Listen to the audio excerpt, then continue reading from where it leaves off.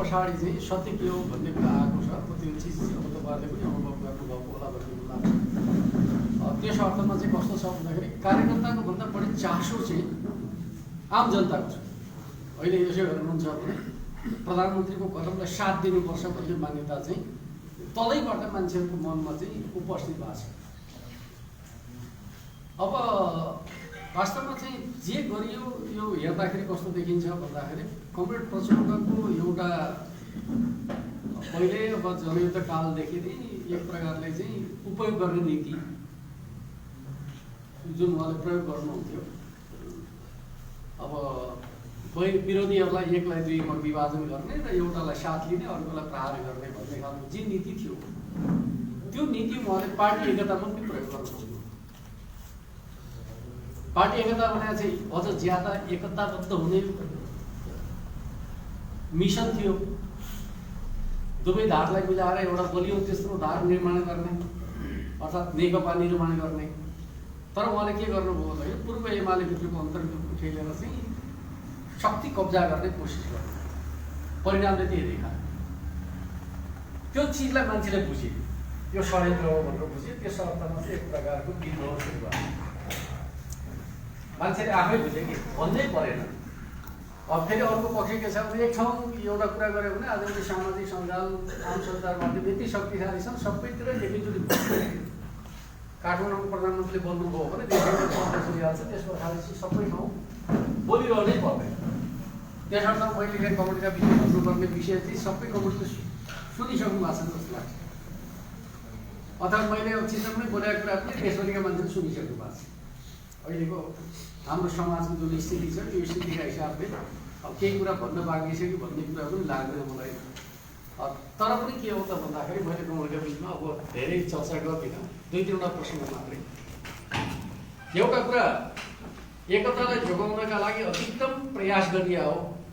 कतिसम्म गरियो भन्दाखेरि एक समय चाहिँ तपाईँहरूले अनलाइनहरूमा कस्ता समाचार पनि पढ्न पाउनुभयो होला भन्दाखेरि शङ्कर पोखरेल र सुभाष निर्माणलाई प्रचण्ड र माधव नेपालका घरमा आउन रोक्नु पर्यो भन्ने सम्मका खबर पनि सुन्न पाउनु पर्यो।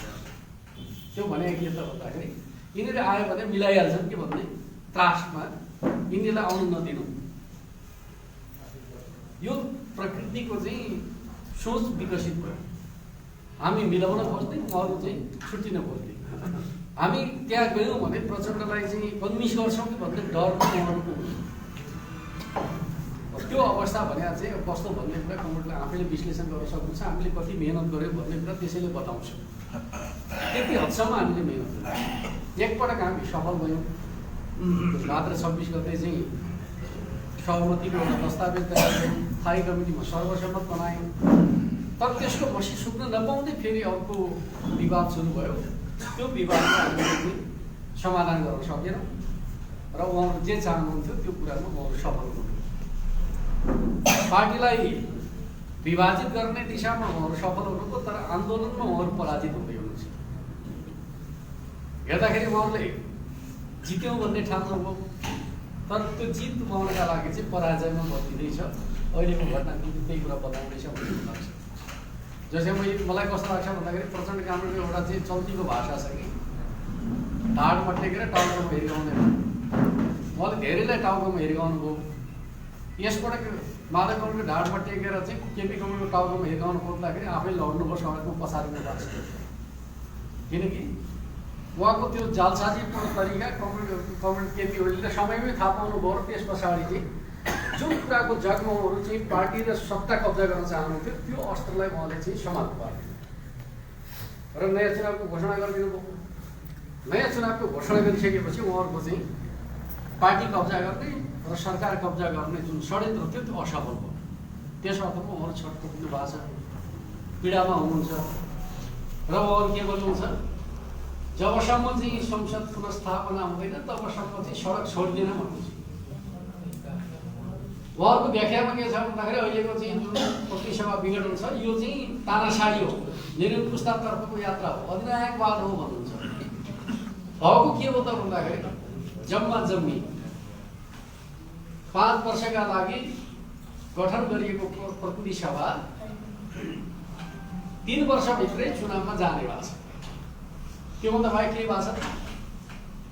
अर्थात् लोकतन्त्रका जति पनि संरचनाहरू छन् कुनै निलम्बनमा परेका छन्? छैन। संविधान निलम्बनमा परेका छ? छैन। नागरिक अधिकार निलम्बनमा परेका छ? छैन। सडकमा नारा लगाउन पाइएकै छ, विरोध गर्न पाइएकै छ, चाहिने नचाहिने बोल्न पाइएकै छ, केही रोकिया छ? केही पनि रोकिया छैन। मात्रै के भएको छ त भन्दाखेरि 5 वर्षका लागि चुनिएका सांसदहरू चाहिँ 3 वर्षभित्रै जनतामा जानुपर्ने भएको छ, भएको त्यति मात्रै। अब यसलाई लोकतन्त्र मान्ने कि लोकतन्त्र विरोधी कदम मान्ने भन्दाखेरि हाम्रो संविधानको प्रस्तावनामा के भन्छ भन्दाखेरि यो मुलुकको सम्प्रभुता नेपाली जनतामा निहित छ भनेर लेखेको छ। अर्थात् जे विषयमा तपाईँ बहस विवाद गरेर चाहिँ टुङ्गोमा पुग्न सक्नुहुन्न, त्यो विषय जनतामा लाने कुरा चाहिँ संविधानको मूल मर्म हो। बोल्नुभयो नि, किनकि सम्प्रभु जनता हुन् भने राजनीतिज्ञहरूले जब हल गर्न सक्दैनन्, राजनीतिज्ञहरू विवादमा पर्छन्, त्यसको फैसला गर्नका लागि जाने कहाँ भन्दाखेरि जनतामा। प्रधानमन्त्रीले लिएको कदम जनतामा जाने कदम हो, संविधानको प्रस्तावनामा आधारित कदम हो। संविधानभन्दा बाहिरको कुरा यो पुरै होइन। एउटा कुरा। अर्कोतिर यो संविधानको विरुद्धमा छ, संविधानले चाहिँ विघटन गर्ने अनुमति नै दिएको छैन आदि इत्यादि भन्नुहुन्छ। मेरो भनाइ के हो, संविधानले एउटा चिजलाई एक प्रकारले भन्ने हो रोकिया छ। त्यो भने के हो भने विकल्प हुन्जेलसम्म चाहिँ सरकार चलाउनुहुन्छ।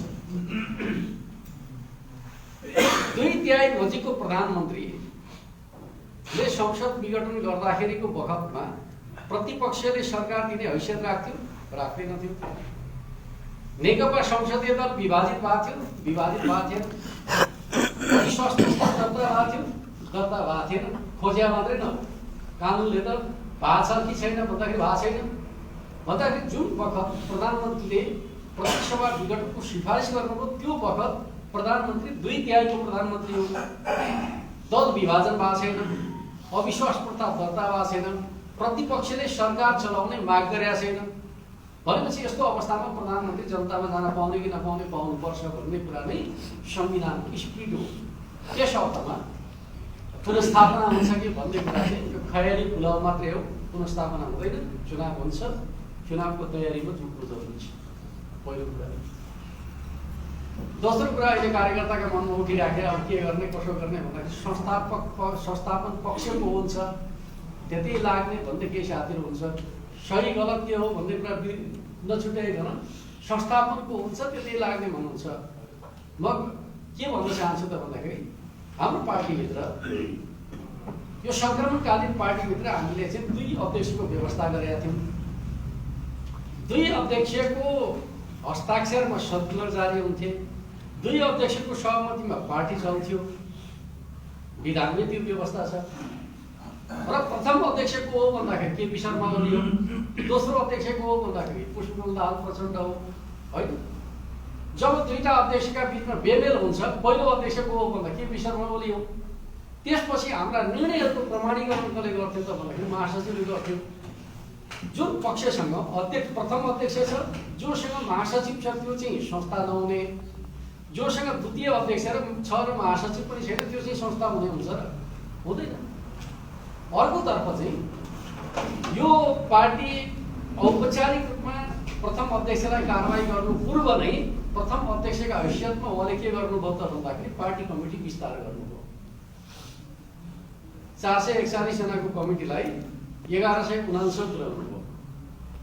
किन त्यसो गरे होला त्यो पनि म तपाईँहरूलाई बताउँछु। किन त्यसो गरे भन्दाखेरि 1169 बनाइयो भने त्यसको 40% पुर्याएर पार्टी फुटाउने हैसियत पनि प्रचण्ड माधवको हुँदैन। बुझ्नुभयो नि?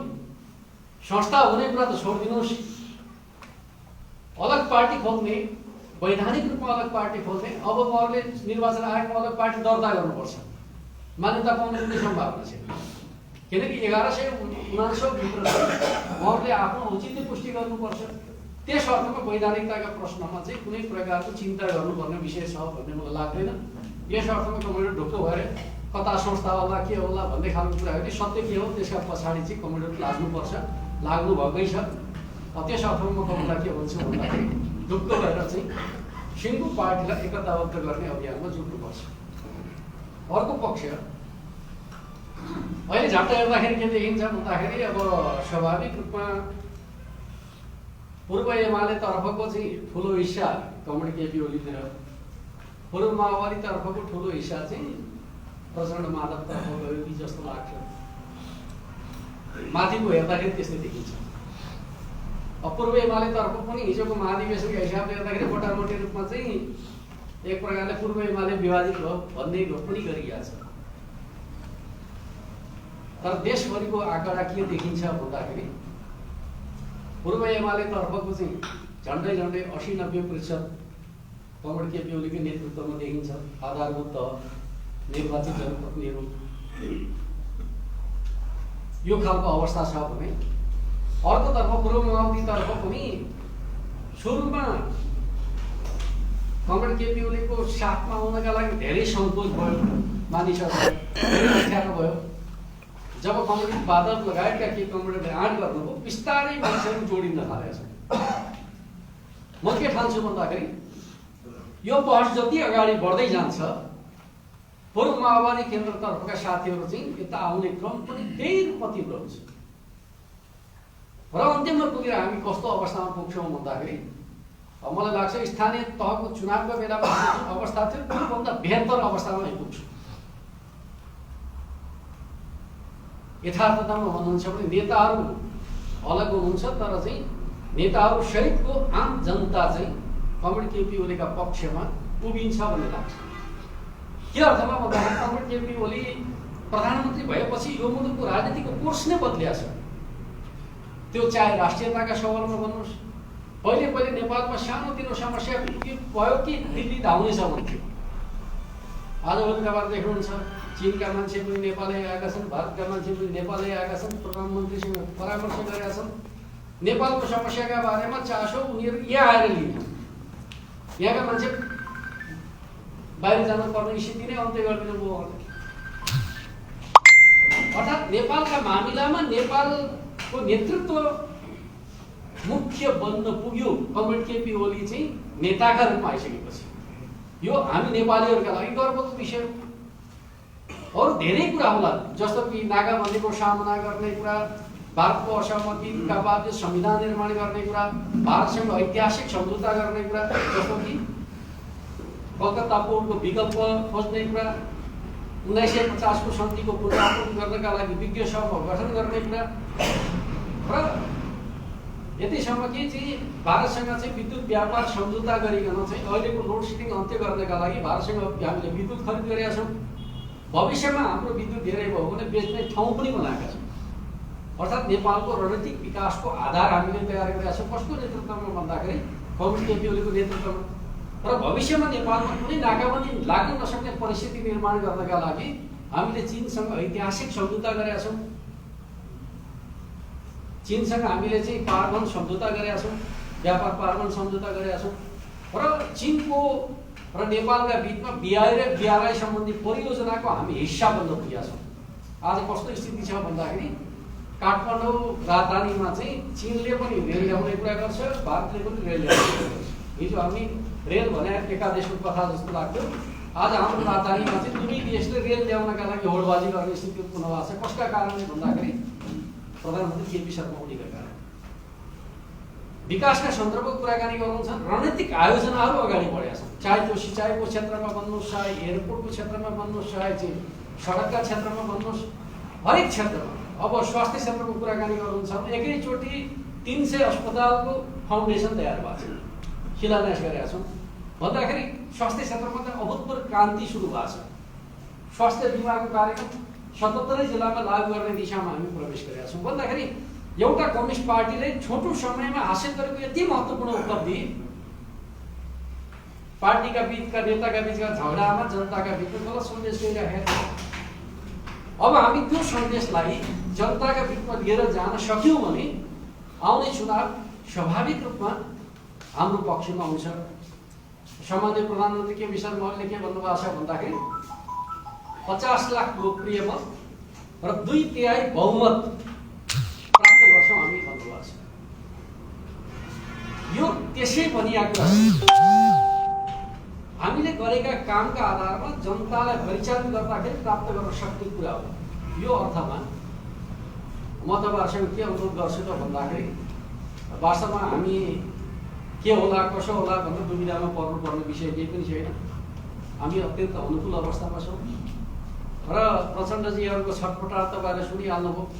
प्रतिसभा विघटन भएको छ, एक प्रकारले कु भयो लोकतन्त्रमाथि। खै पश्चिमाहरू बोलेको, खै भारत बोलेको, खै छिमेकी बोलेको भन्नुहुन्छ। दुनियाँले बुझिया छ नि त यो कु होइन, यो चुनाव हो भन्ने बुझिया छ। किन बोल्छ? ती मुलुकहरूमा त प्रधानमन्त्रीले चाह्यो भने मध्यावधि जहिलेसुकै हुन्छ। ब्रिटेनको कुराकानी गर्नुहुन्छ भने यो 3 वर्षको अवधिमा 3वटा जनमत सङ्ग्रह भइसक्यो।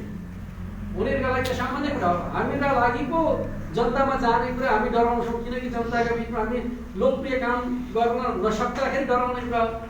केपी ओलीको नेतृत्वमा हामी लोकप्रिय काम गरेका छौँ, हामी जान किन डराउने?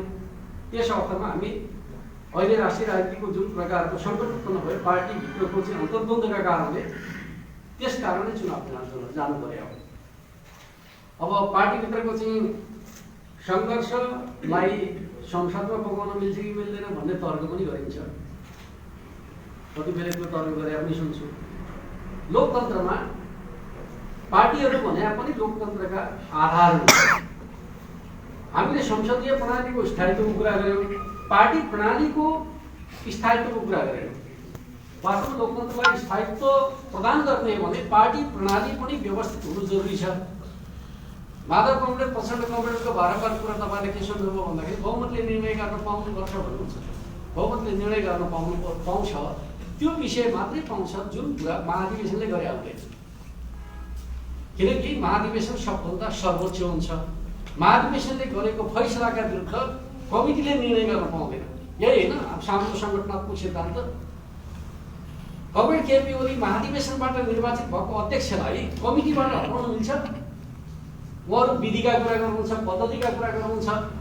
लेनिनवादी सङ्गठनात्मक सिद्धान्तले के भन्छ भन्दाखेरि महाधिवेशन सबभन्दा सर्वोच्च संस्था हो, त्यसले गरेका फैसलाहरू कमिटीले बदल्न मिल्दैन भन्छ लेनिनवादी सङ्गठनात्मक सिद्धान्तले। उहाँहरू विधि पद्धतिका कुरा गर्ने, महाधिवेशनले चुनेको प्रधानमन्त्री के अध्यक्षलाई हटाउन खोज्ने, उहाँहरू पार्टीका विरुद्धमा हुनुहुन्छ, पद्धतिका विरुद्धमा हुनुहुन्छ भन्ने कुरालाई हामीले बुझ्नु जरुरी छ। त्यस अर्थमा हामीले चाहिँ अध्यक्षको मामिला चाहिँ कमिटीबाट फैसला हुन सक्दैन प्रणालीका पछाडि सङ्गठनात्मक सिद्धान्तमा टेकेर हो, अन्यथा कुनै कारण होइन। अर्को कुरा उहाँहरू के भन्नुहुन्छ? संसदले प्रधानमन्त्री बदल्न पाउँछ भन्नुहुन्छ। संसदले प्रधानमन्त्री बदल्न पाउँछ, तर पार्टीका सांसदहरूले पार्टीभित्र छलफल नगरिकन अविश्वास प्रस्ताव राख्न पाउँछन्। संसदीय पद्धतिले के भन्छ? संसदले बदल्न पाउँछ भन्नुको अर्थ चाहिँ दलभन्दा बाहिरका मान्छेले बदल्न पाउँछन् भने हो नि? दलभित्रकै मान्छेले सरकार बदल्न पाउँछन् भने हो र? दलीय अनुशासन हुँदैन। माधव प्रचण्डहरूले गर्नु के पर्थ्यो भन्दाखेरि प्रधानमन्त्री हटाउन खोजिया हो भने संसदीय दलभित्र चाहिँ नेताका विरुद्ध अविश्वास प्रस्ताव दर्ता गर्नु पर्छ।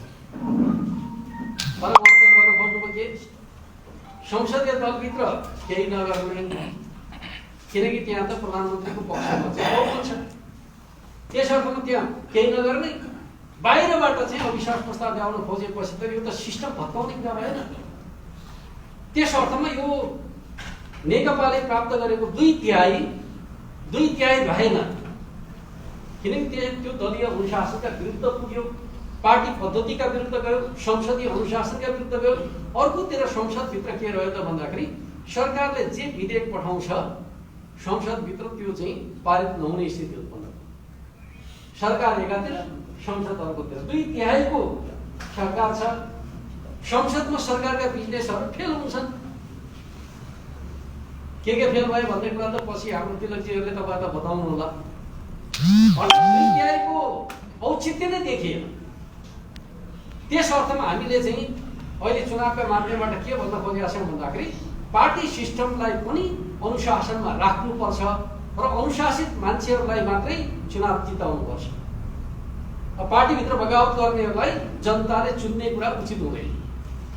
जसले दलीय अनुशासन मान्दैन, जसले संसदीय पद्धति मान्दैन, दलको नेताका विरुद्ध बाहिरबाट विश्वास प्रस्ताव राख्छ, तिनीहरू संसदीय प्रणालीका लागि योग्य होइनन् भन्ने कुराको बहस हामीले यो चुनावमा गर्ने हो। त्यस अर्थमा यो पद्धतिको लडाइँ पनि हो। उहाँहरूबाट पद्धति भन्नुहुन्छ, तर पद्धतिको उल्लङ्घन उहाँहरू गर्नुभएको छ। हामी पद्धतिलाई स्थापित गरेर चाहिँ लोकतन्त्रलाई सुदृढ गर्ने पक्षमा छौँ र विकासका लागि संसदलाई सहयोगी बनाउन चाहन्छौँ। अहिलेको हाम्रो संसद के भयो त भन्दाखेरि विकासको सहयोगी बन्न सकेन। तपाईँले संसदभित्रका धेरै सांसदहरूका भाषण सुन्नुभयो भने सरकारको आलोचना बाहेक केही सुन्नुहुन्न। तर परिणाम कस्तो देखिएको छ भन्दाखेरि म तपाईँलाई बताऊँ, यो 5 वर्षको समयमा संविधान जारी भएको 5 वर्षको समयको कुराकानी गर्छु म चाहिँ। संविधान जारी हुनु पूर्व यो मुलुकको कुल गार्हस्थ्य उत्पादनको वृद्धि दर, जसलाई आर्थिक वृद्धि दर पनि भनिन्छ, जम्मा 4% भन्दा तल थियो औसत। संविधान जारी भएपछि यो मुलुकको कुल गार्हस्थ्य उत्पादनको वृद्धि दर 6% भन्दा माथि पुग्यो, अर्थात् 1.5 गुणा वृद्धि भयो। जुन समयको नेताहरूको प्रमुख केपी ओली चाहिँ यो मुलुकको नेता रहनुभयो, त्यो समय नेपालको आर्थिक विकासको उच्चतम आर्थिक वृद्धिको समय हो। 6% को आर्थिक वृद्धि भनेको विश्व स्तरमा उच्चतम आर्थिक वृद्धि हो।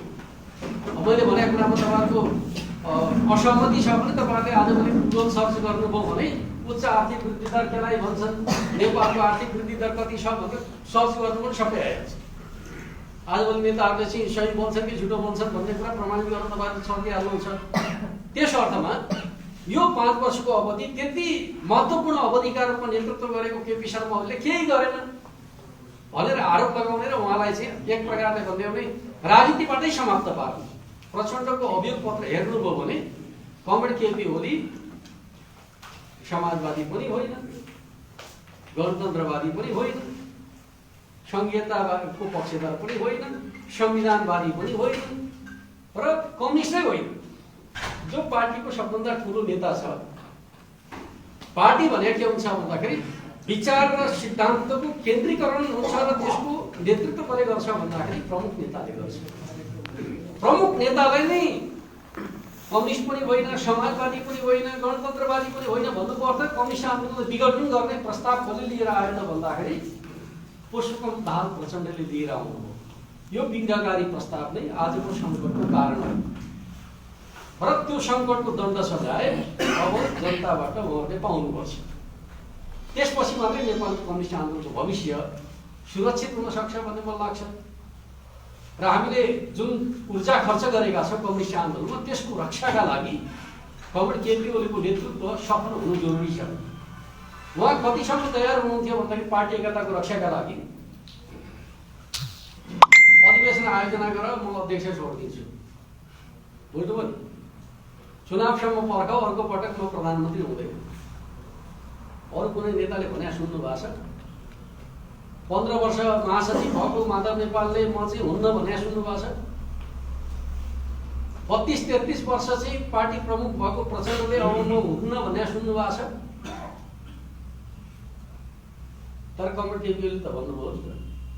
र अझ उहाँले के भन्नुभयो भने यो विवादमा यदि साँच्चै तपाईँहरू नयाँ जेनेरेसनमा जान तयार हो भने म यो लिखतलाई नयाँ पुस्तामा जाने औपचारिक प्रस्ताव बनाउन तयार छु, तपाईँहरू तयार हो भन्नुभयो। उहाँहरू बोल्दै सक्नु भएन।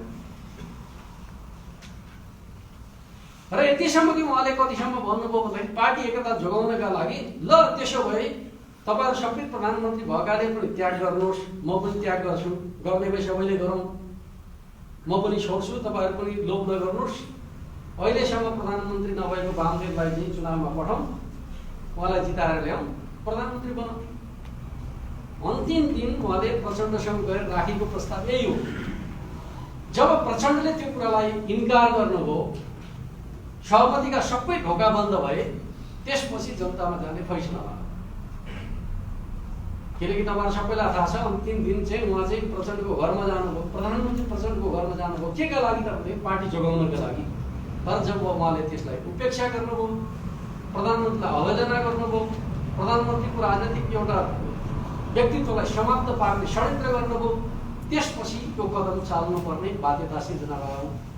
यो चिजलाई कमरेडले बुझ्नु जरुरी छ र त्यसका आधारमा हामीले सिङ्गो पार्टी पन्थलाई एकताबद्ध गर्ने र कमरेडले भन्नुभएको छ 26 गते 26 गते जुन कार्यक्रम आयोजना गरेका छ त्यो कार्यक्रममा धेरैभन्दा धेरै कमरेडलाई सहभागी बनाउने, विस्तृत रूपमा छलफल गर्ने, एउटा निष्कर्षमा पुग्ने काम कमरेडले गर्नुहुनेछ र खास गरी अहिले अब नवलपुर नामाकरण गर्नुभएको छ, के अरे नवलपुर नामाकरण गर्नुभएको यो नयाँ जिल्ला स्वाभाविक रूपमा यो अभियानको एउटा महत्त्वपूर्ण किल्लाका रूपमा स्थापित हुनेछ। गएको चुनावमा कमरेडले 1 सिट जित्नु भएको छ, अब 2 सिट जित्ने योजनाका साथ हिँड्नुहुनेछ। लाग्यो भने असम्भव छैन कमरेड। यद्यपि स्थानीय चुनाव हामीले सोचे जस्तो भएन, यहाँ अलिक प्रतिकूल भएको थियो र एकता पछाडि पनि हामीले चाहिँ 1 सिट गुमाएको थियौँ। 1 सिट किन गुमिएको थियो भन्दाखेरि अलिक कम चिनेको उम्मेदवार उठाउन हुनाले गुमिया हो जस्तो लाग्छ मलाई। त्यही ठाउँमा चाहिँ अलिक चिनिएको परिचित उम्मेदवार उठाउन पाएको भए सायद दुईटै आउँथ्यो भन्ने ठान्छु म चाहिँ।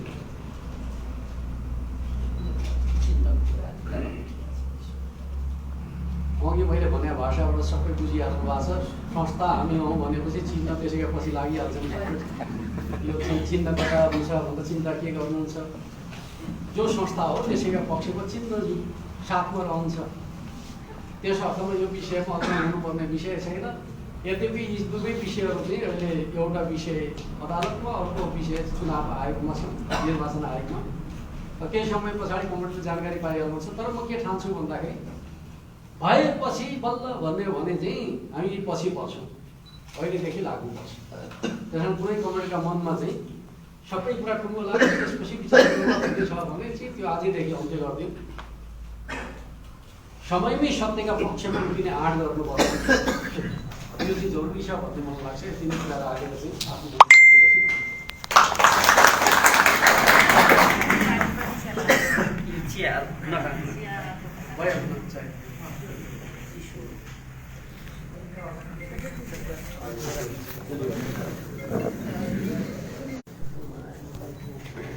अब कुरा सक्यो। थप्पेड गरी 26 गते